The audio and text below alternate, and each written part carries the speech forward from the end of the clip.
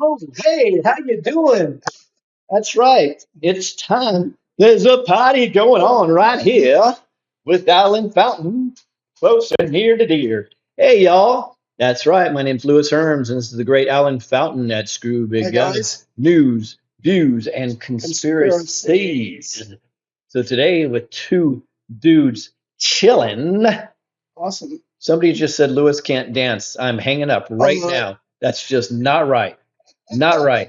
he's Uh, got the moves. so Alan has asked if he can interview me today. Oh Lord, what are we in for? So we're gonna go for a little while here, and let's kick it off. What's up, brother? Got it. Nice to see you. Welcome back from your amazing humanitarian tour, but very sad, but very well needed and admired by everyone that I've come in contact with. It's just amazing that you have the you came right back and got on a plane and went back to jumped right into what to me was traumatizing when I was down in Florida. And just because my tether might be pulled a little further than you have right now. But to see you come back and then go straight up to North Carolina was just inspiring to me. And to see you continue doing this. I was going to ask you to start out. Is there anything before you release your documentary, while we have something that you want to say regarding that today? I was going to ask you something particularly. I just had a thought. Is there any way that if they wanted to, from a technology perspective, that they could do a forensic accounting on what cell phone activity stopped in that area that would have been a consistent routine before that? If they wanted to get into helping expedite the missing people, do you know of any technology that's even conceivable? Well, here's the challenge, and one of the biggest problems that we found with this disaster is the reason why nobody seemed to have gotten the emergency evacuation order is because all comms went Got down it. well before it was even the major flood. Got it. So tracking activity probably wouldn't even matter at this point because it seems like there was a blanket multi-county Got it. shutdown of phones. I'm not saying it's intentional, but what I am saying is they all went down ahead of time. Got it. So that's why people didn't even get the evac order, and that's much more than they're telling you it is. Yeah. Before we continue, though, you told me you wanted to play this song Yeah. for a Yeah. reason. I wanted to get into there. Part of what I wanted to talk to you about today was some of the fear porn that's going around, and I kind of have some levity that I can add to dismantle some of that. And I always like your perspective. But one reason why I chose this song, Celebration, is there's some predictive programming going on there right now by the deep state and how we're going to lose this election. They're going to do the 14th Amendment on Trump, and they're going to do what they did in 20. So I wanted to do some predictive programming and then our future celebration and the I victory. love it. So I just did the opposite of that, and I like that song. That's I beautiful. chose it for a speech one time. Yeah, That's beautiful. Yeah, yeah, it's interesting. The predictive programming out there is huge, but it's also very manic. So I'm seeing the deep state predictive programming through all their media assets that Kamala's ahead by 2 to 3%, which absolutely. that's just crazy. If that's the case, why are they saying if Trump wins the election, we're not going to certify?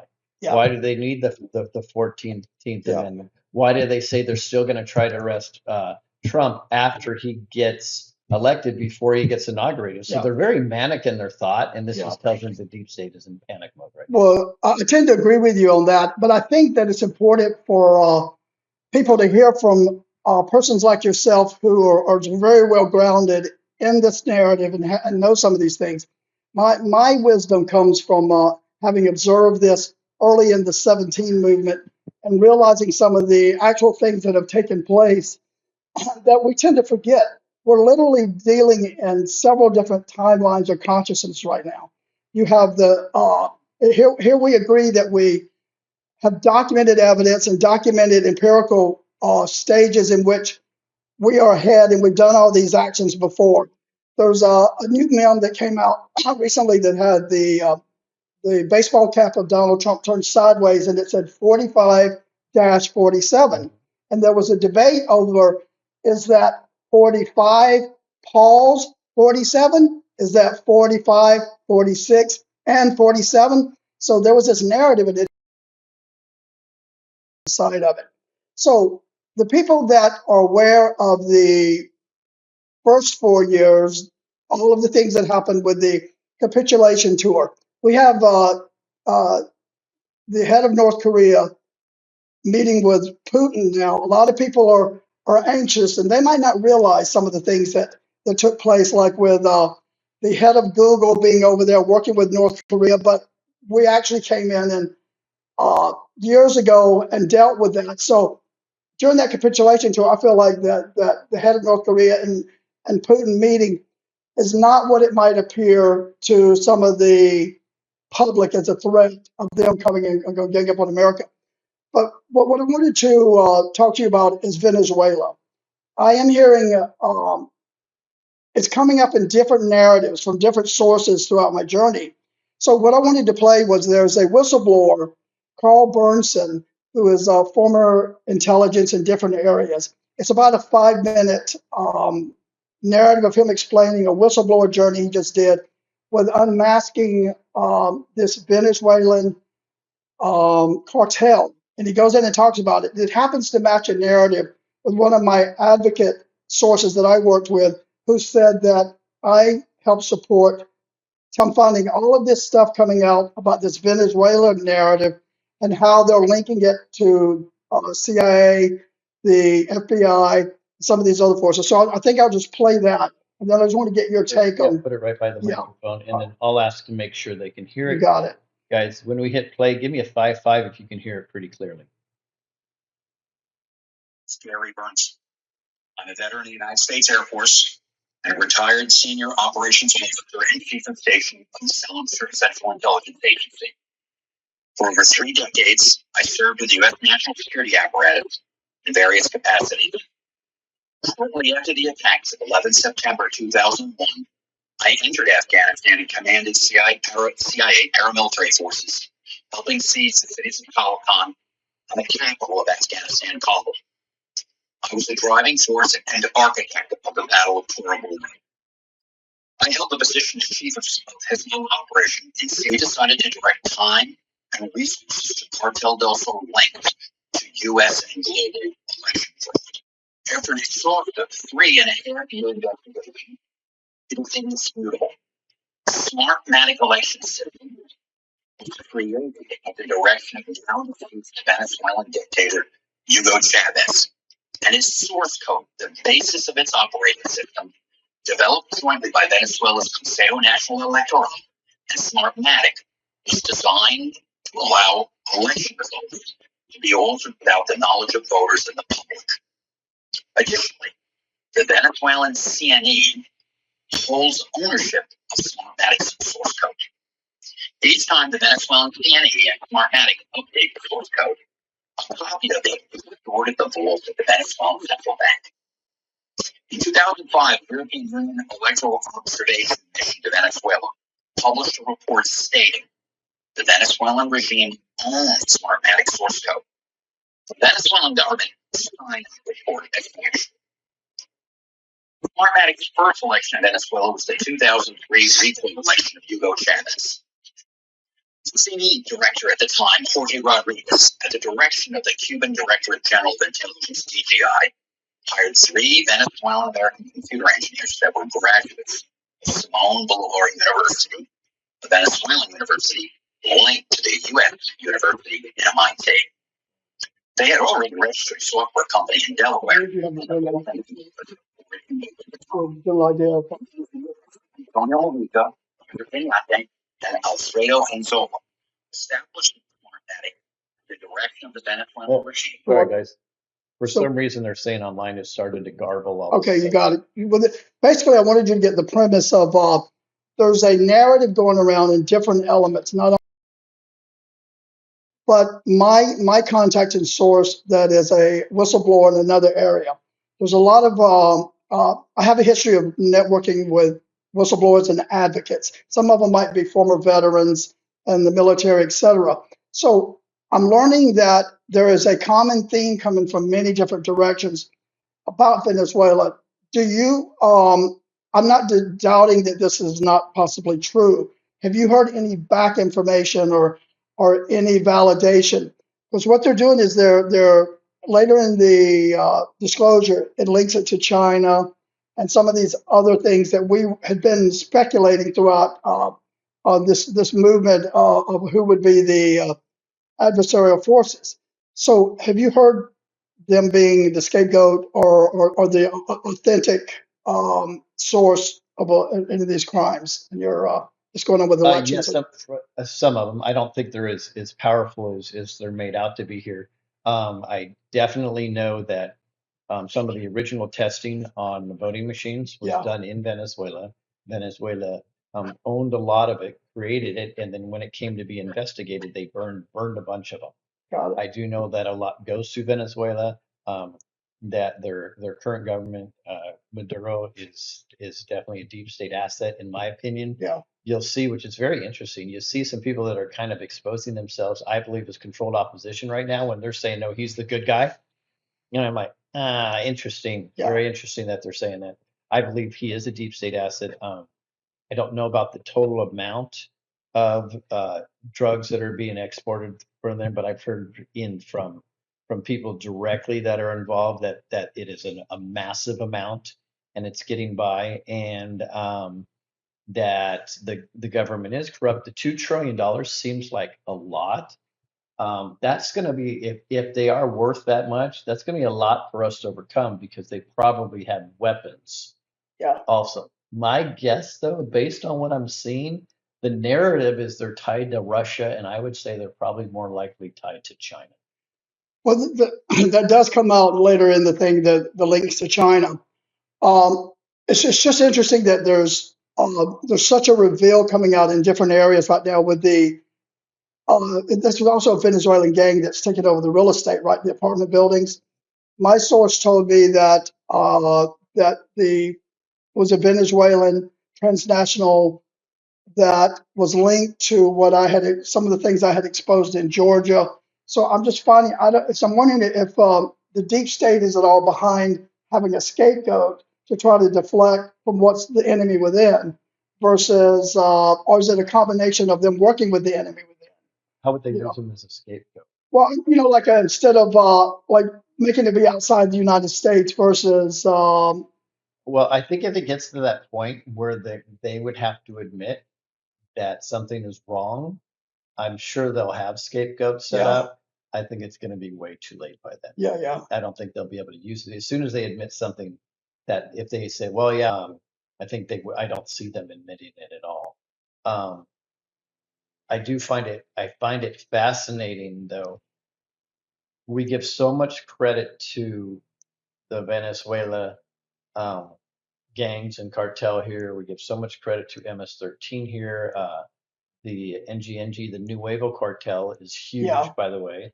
The Sinaloa cartel is older. You know what I mean? Um, Here's the reality. All of them are run by the American cartel. And the American cartel are the Fortune 1000 businesses interesting. and the Okay, yeah, got it, deep state assets got it, through CIA and other named agencies. got it. That's really what's going on. So if anyone becomes a scapegoat, it's the Mexican, Central American, and South American cartels become the scapegoat because the American cartel is running everything. Got it. And it's about as sinister as sick as possible. They're even caught in Maricopa County Yep. making real estate deals for I believe that was the MS-13 cartel that we had there that we caught doing real estate deals for them so they can launder money, which, by the way, directly connects to Katie Hobbs and other people inside of Is this government. the Sheriff Taylor pipeline or something different? It's actually the McCain cartel is what this all came from. Still coming This from has that. been developed for a long time ago. McCain cartel, as last I've noted, has still been up and running. Yeah, there's allegedly they're in the swing states right now. They're already putting out in Maricopa, in Maricopa, in Pennsylvania, in Michigan, and Georgia, that they're not going to be able to certify the elections for days. So they're already seeding this predictive programming of why they're not going to be able to move forward with that. I had mentioned to you that it came across my, and I was trying to factor out what was the play on that And there was 3 different narratives, and you had given the counter narrative. You gave an A and a B, I think. Yeah. And I And you gave the I C. gave the C. Yeah. I was thinking, like, okay, are they there to because they feel confident in that that they are in control and they might be working with them, or are they there for other reasons? And you had mentioned the third. Do you remember what it was? Assuming Obama's alive, or they think Obama's alive, right? Yeah. I believe they could have been there to make sure they show pressure and hold him accountable. To make him follow Just through say, with. hey, look, we're right here. Got But ultimately, Obama already knows the American cartel control the cartel that everybody talks about, Yeah. right? And it's actually pretty brilliant the way they set things up, because the people that are always safe are the politicians and the attorneys that are involved in this, and the Fortune 1000 companies that are Yeah. involved in this. And Yeah. it's quite disgusting, but it's actually brilliant the way they set it up. And the reason why I say brilliant is, if you don't know your enemy, you're not going to defeat your enemy. Yeah.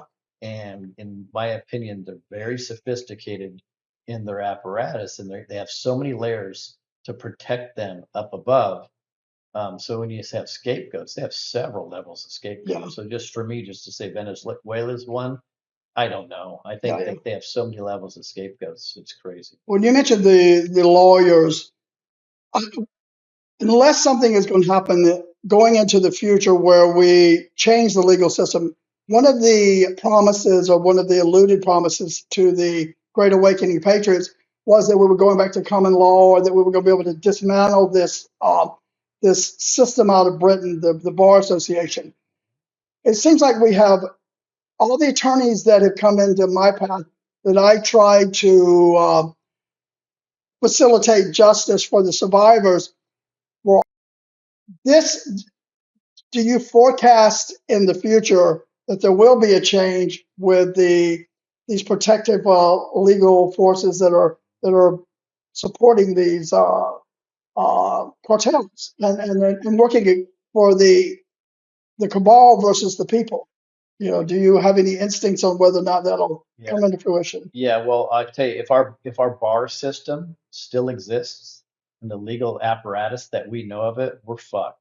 Yeah. We're I fucked. mean, if it currently still exists? Currently exists, we're screwed, because this is where they run cover for themselves. Yeah. Constantly. And this is the apparatus that they look to go after you and me. I was involved in, I believe, a deep state asset trying to take me down years ago, right? And they sent me a fair lawsuit, and even if they're not deep state, they were the largest business corporation within their sector, so they probably are. They are only worth $120 million, but that's still a lot of money. Yeah.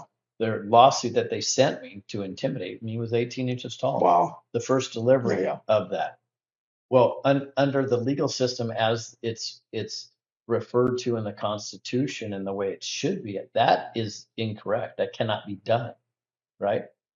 So I don't believe that we're going to move forward if we don't completely dismantle the legal system as we see it. I would be shocked if 10% can stay on the books. I'm going to give you like just a minor example.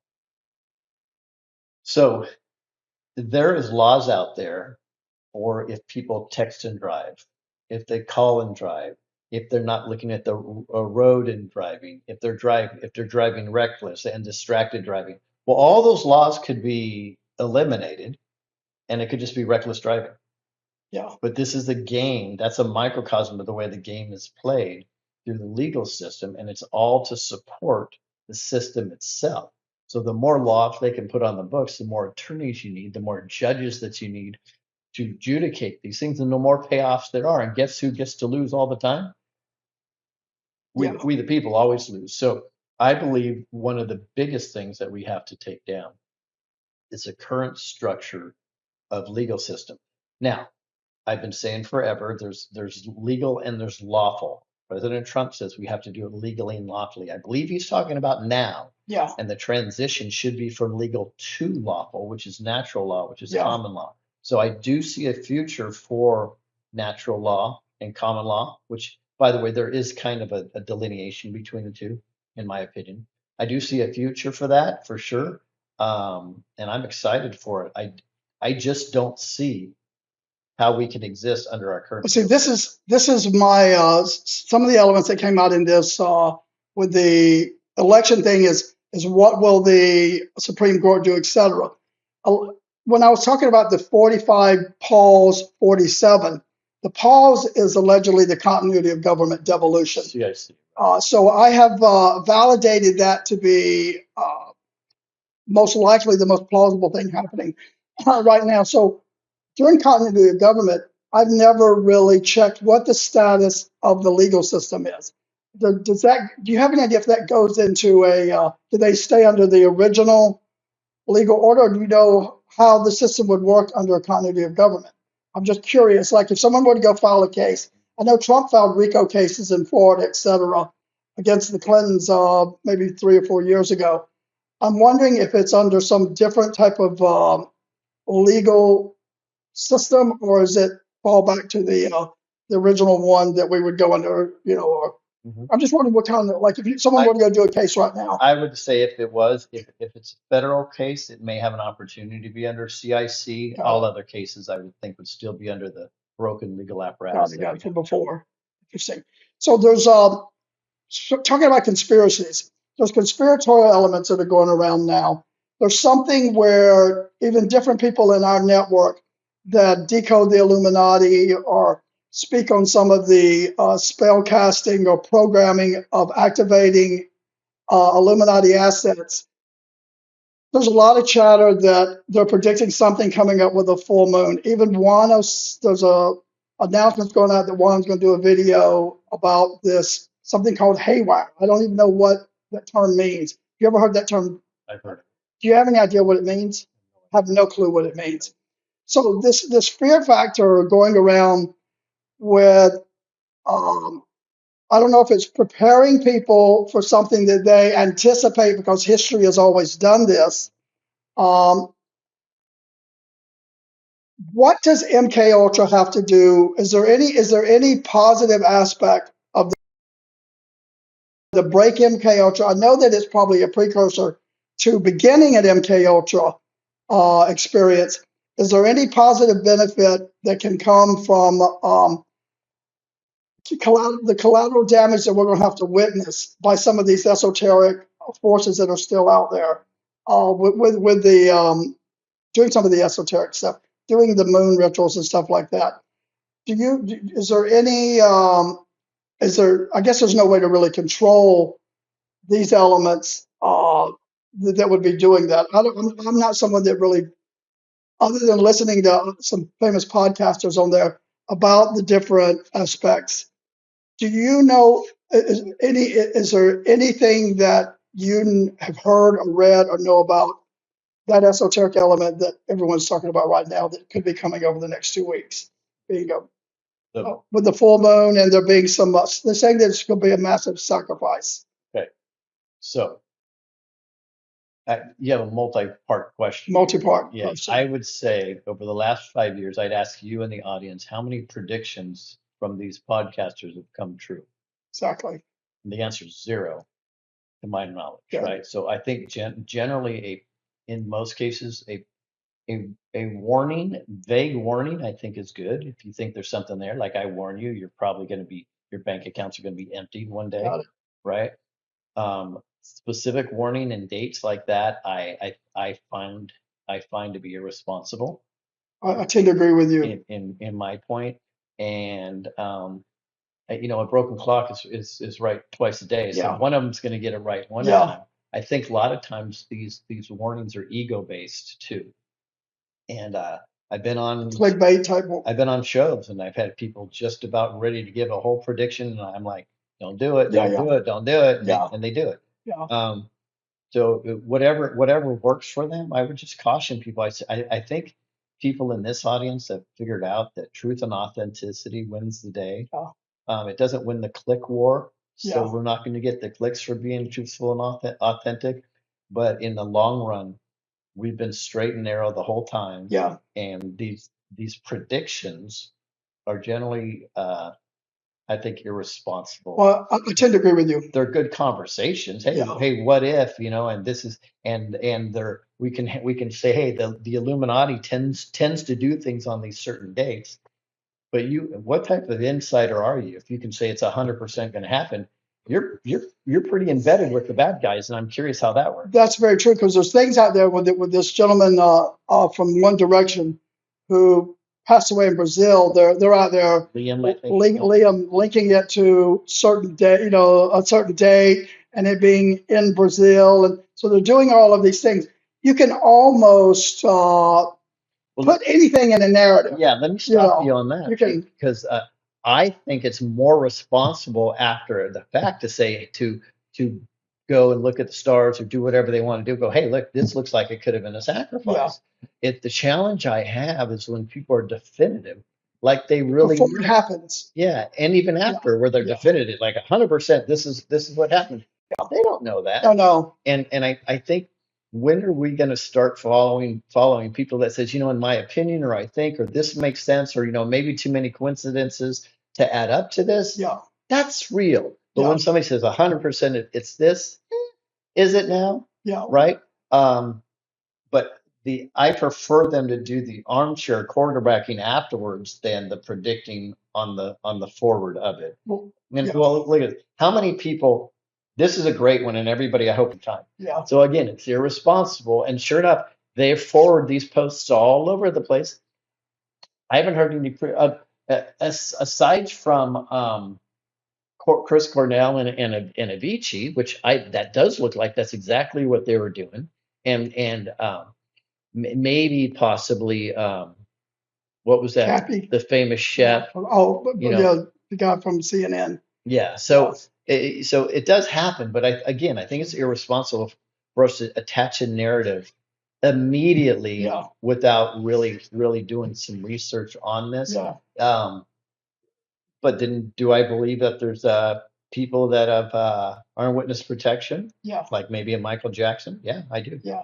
That's interesting. One thing that I tried to do lately, instead of you can create your own reality. This predictive programming and what you put in your subconscious, you can almost manifest.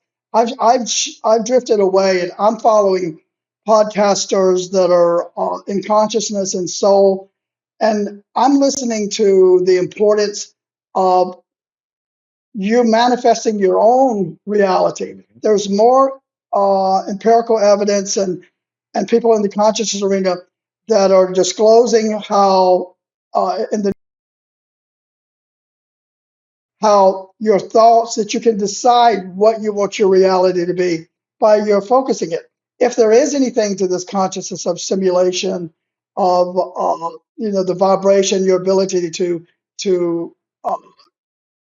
rise in the interdimensional or to rise in a dimension, I think your energy is more well spent and creating your own outcome with what you focus on, what you manifest, and I think when these podcasters are out there telling these people what to anticipate, they can see what they're expecting to see, and I don't like And I'm not saying that the podcasters are bad, but in essence, they're helping predictive. It might be a formula. An experience that we may not want to see. Yeah. Right. It's tough though. I mean, it's a fine line if I'm going to be authentic to cover. So when I did Cages, which is I had to show the truth, but at the same time I decided not to break people. So I also put some positivity in there. Yeah. I'm going to do the same thing with the documentary coming out this week called Hurricane Hell. Yeah. Where it's going to show the truth, and I'm also going to show the great American spirit that has risen up during this thing. And it's a tough balance, Alan, because we have to show the truth, right? Yeah. But we do not want to install so much fear and concern that we start manifesting. It can cripple people. The negativity, right? Yeah. So this is where I say, if you're a podcaster, an influencer, or somebody that forwards posts, look in the mirror and say, what am I responsible for? You're also responsible for the outcome. Yeah. So I take it to heart that ultimately I'm trying to do the best for we the people, not for myself. Yeah, exactly. Yeah.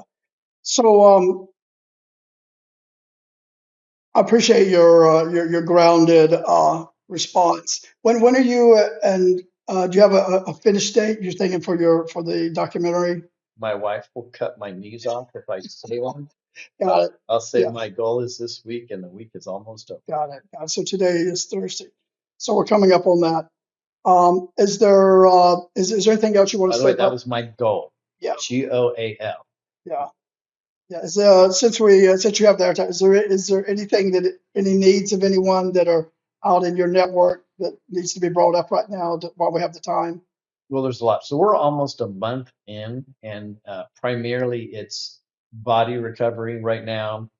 It's housing, trying to rebuild little roads just to get people back into their homes. Yeah. And unfortunately, power is going to be out some places up to 6, 8 months. Wow. And we have a freeze coming up. So getting them propane buddy heaters, I say propane on purpose.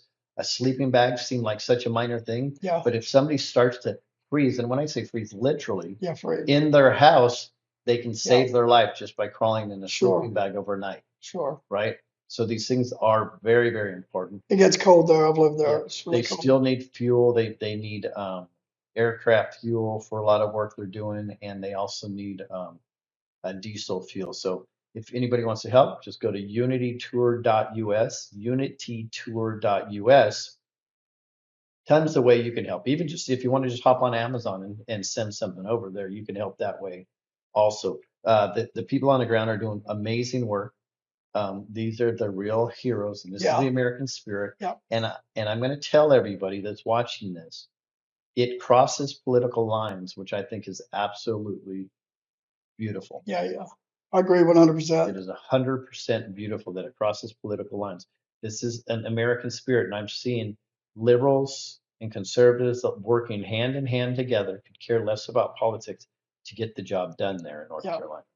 As I peruse across the internet and I see different, whether it's a TikTok or a reel on Facebook, and I see these authentic people out there mirroring the spirit that you have of just getting down and making it happen. I saw this one where these groups came from out of town and they went in and they used their own resources, their own equipment, knocking down roads, just taking responsibility, not waiting on any of the government aspect. And it's interesting to see.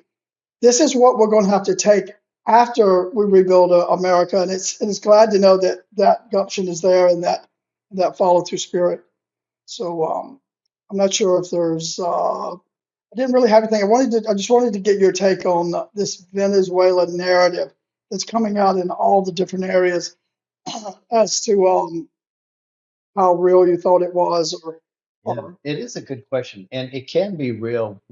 What I find out is sometimes when a narrative becomes so mainstream, yeah. And this is not really. It's only an alternative. It right? hasn't really hit. I mean, within our echo chamber, echo right? chamber. When the narrative becomes so mainstream within our echo chamber, sometimes that narrative is placed there. Yeah, that's what I was curious because I'm getting it. And it's a great distraction for people to focus on while something else is going Well, on. this is why I asked, because the Venezuelans got seated in the apartment real estate takeover. One of my sources is saying they're. Then this gentleman saying that they're responsible for all these other elements. So that's what I was wondering where this narrative is going. But they always factor in the CIA, the FBI, and China. So they're. I say they share responsibility. Yeah. Ultimately, it's all run by the deep state. Yeah. Well, exactly. And they're puppets, just like sorry Israelites, or no, we are Israelites. Sorry, people from Israel. Netanyahu is a puppet. President of Iran and Shah of Iran are puppets. Our administration are puppets. Even the Pope in the Vatican he's a mouthpiece. He's a puppet for the deep state cabal. So it's crazy. The thing we have to remember is do not forget what we learned the first 4 years and the things that have taken place. That was a whole lot of work that was totally unnecessary to have done if we're not really having an intention of winning. So no matter how scary or predictive programming comes out there, you cannot forget what has already taken place. And I've seen 4 years of empirical evidence of actions that did not have to take place in the shadows or in our awareness just to appease us. That would not be necessary. Right. But yeah, Exactly. Speaking of, everybody has to get ready. And what I mean by that is we need to be, there you go. So just go to Syrona.org, SYRONA.org.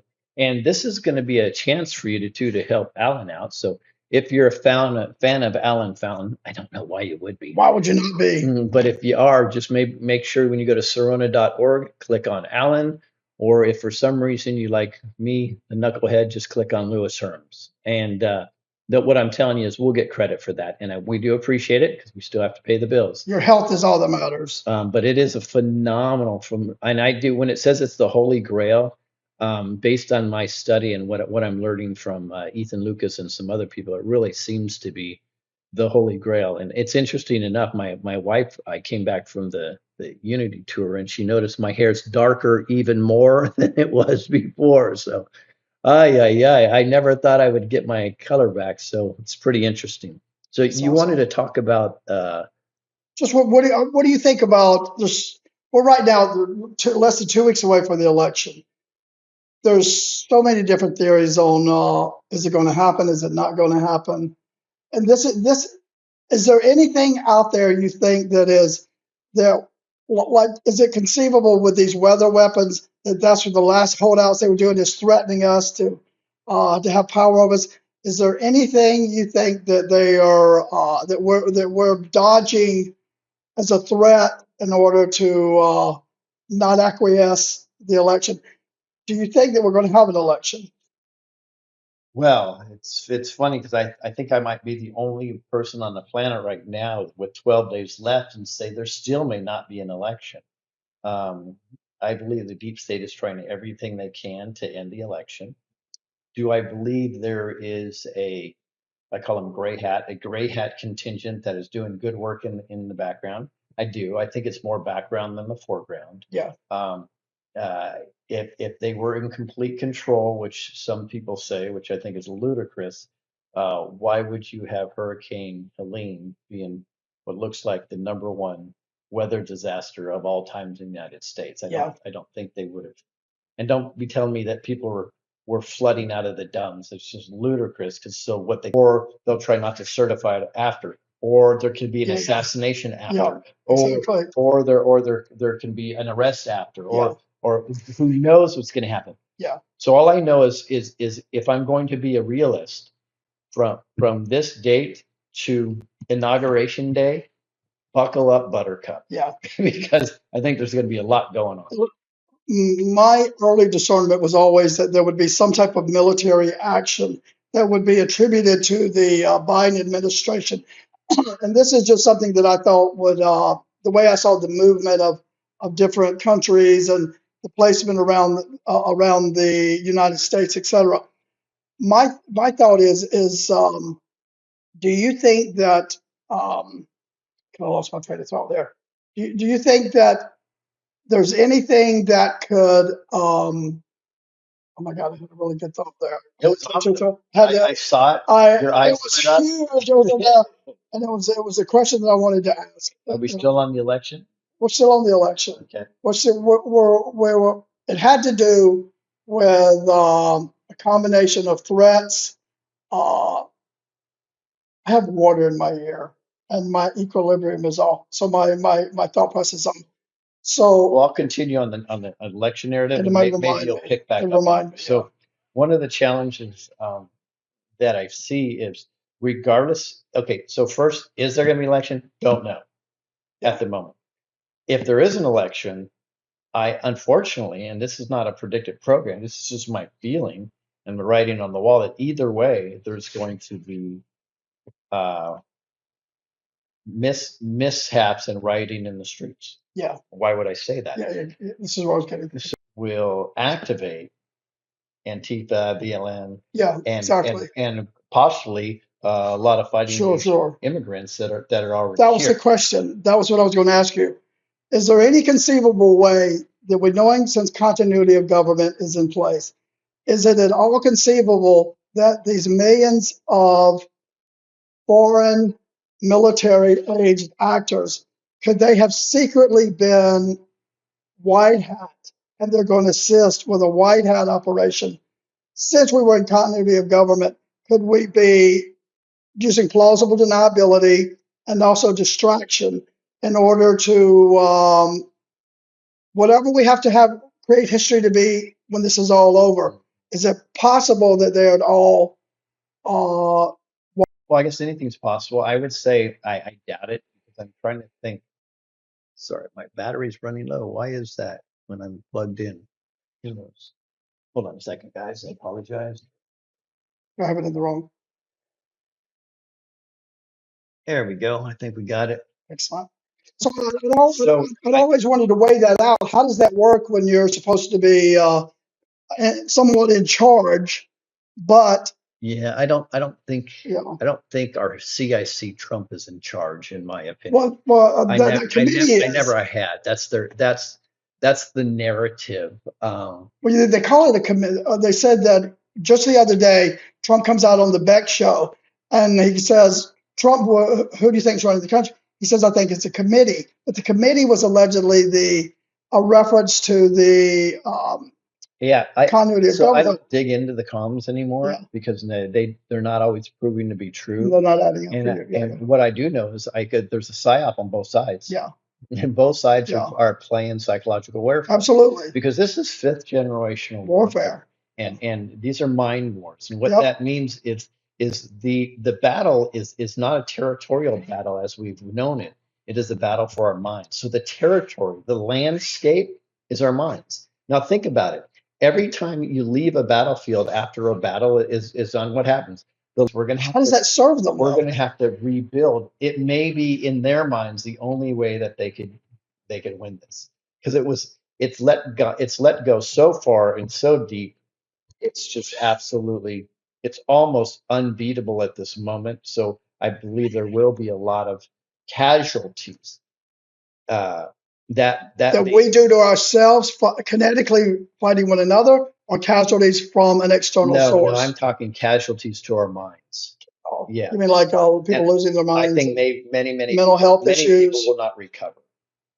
from what? Yeah, they will not recover. And but I do think when we do get it, we're never going back. It sounds a lot like when we transitioned from allegedly from Tartaria or whatever, and they had the mental institutions. It's almost like it's a timeline repeat. I think it's a reversal, actually. You know, that's what I'll. Yeah. I think it's more going back to a more benevolent society. To a benevolent Tartarian type society than That we are interrupt. now. Yeah.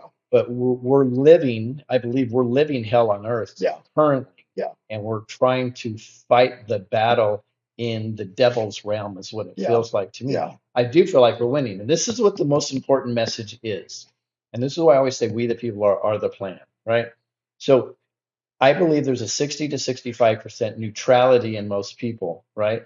And then you have a lot of good and just a few evil, maybe 5 to 10% evil. The challenge is it's a push-pull game, right? So the neutral's going to go where they're being pulled or where they're being pushed. Yeah. Unfortunately, I'm not saying the neutrals will be there won't be evil, but they will do acts of evil not knowing it. Like greed would be probably the number one. Yeah. Right. So, but the beautiful thing is after you've visited evil and then you visit good, many I believe will stay on the good side. After you visit good, you don't generally go back to evil. Does that make sense? Yeah. So I believe through a positive attrition, I believe we're gaining so much ground. We the people, not the president, not Trump, not anybody else. We the people are gaining so much ground that I believe we are slowly, now I think it's almost exponentially taking chunks, where the satanic apparatus will have nowhere to go. If anything, they'll, at worst case scenario, they'll be isolated someplace. For my just my research or whatever, that element, the satanic element, is a lower dimension, lower density, lower vibration. And if the consciousness does go up and we do increase that Schumann, I'm noticing a lot of things with the Schumann and the energy factors. There's so many theories out there on how the Earth will split. There will be different dimensions. This is all pontification into the esoteric realm. But when you get down to the physics and you understand frequency and vibration, there's a lot of plausibility in some of these, even though it doesn't sound logical in our reality and anything we've ever known. But do you feel like that we are going to go towards a higher density, higher frequency, Tartaria type society in this transition as the Great Awakening? Do you feel that's the direction? 100%. I believe, I've always said that there's a great awakening and there's a true awakening. The true awakening is the awakening between our temples. And that's when we really figure out how to access the beauty, the God-given gift of our pituitary system and our pineal gland. That's my belief system. So I believe we have to step into 3D and into 5D. I hate the 3D 5D analogy, by the way. But people understand it's just for conversation purposes. But there is an ascension process going on here. I don't agree that there's going to be some solar flare and then everybody's going to ascend. People think I believe the ascension is based on your personal efforts, the way you and how you get that connection directly to God. That is, in my opinion, that's the real ascension process. Yeah. I even had a whole movie I started writing called The True Awakening, which talks about what's going on within inside of here and within inside of here, not externally. I don't want anybody to be in control of my ascension except myself.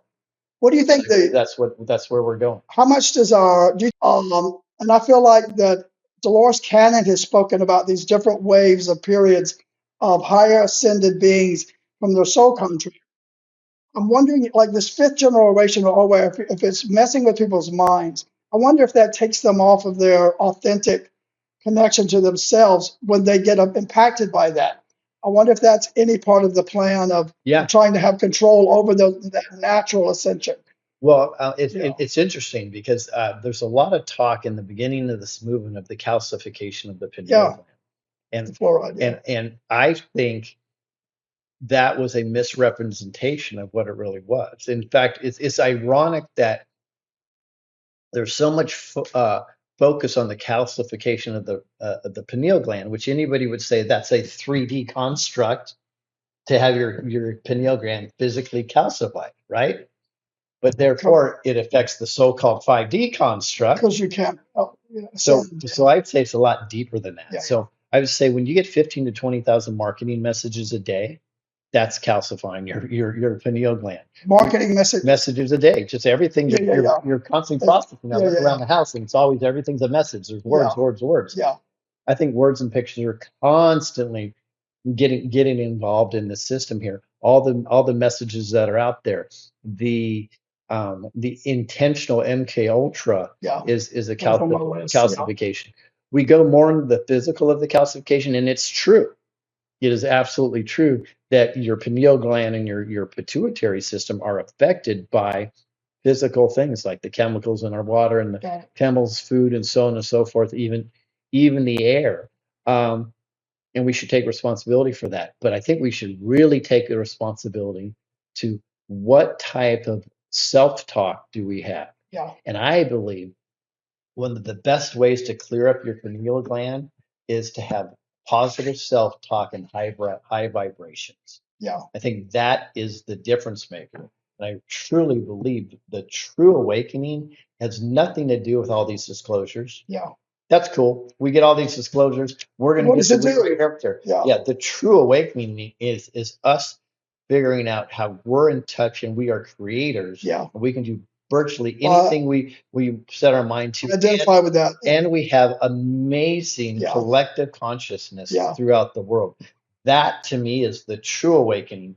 And I think the focus on the great awakening is preventing us from going to a higher level. I think that I identify with that very much because I think we got seeded with a lot of narratives and topics that were confusing early on because one of my sources said that some original Q podcasters came out and that the deep state came after them, obliterated their sites, and then they had to have a secondary team come in and So I can see why that would be a threat. But there was all kinds of controlled opposition that was coming in with different messages of what the Great Awakening was. I identify with what I hear you describing, which is that it being an inside job, that almost like that Christ consciousness or that Christ, the temple, all of these elements are somewhat within your body in conjunction with Source. I identify with that, and I think that's where our power is. A lot of people think that there's a toroidal field and we're going to get a flash. The Anunnaki are coming in their 26,000 year realm and they're going to pick up the gold and they're going to black, those theories out there. And there's no one that anyone within our reality would know what happened 26,000 years ago.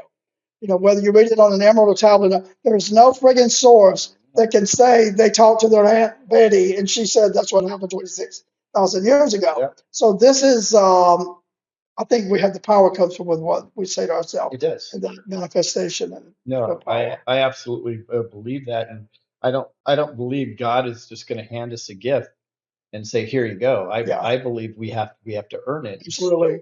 How do we earn it? We have to make ourselves better and be as well. I keep saying this, and I hope people are grasping this. I truly believe that authenticity is the highest possible frequency we could have. And I think, because can you really love somebody without there being an authenticity first that crosses between I think them? being of service does something for your vibration as well. Absolutely. And you don't do it. I agree. But it has to come from when you do it without that expectation. Mm-hmm. And I've witnessed you do that. I've witnessed some of these men that are going out for these rescue missions. These are the people that I think vibrations are rising, not the people that are sitting on a podcast insulting other people about they're doing it wrong. You're doing it wrong.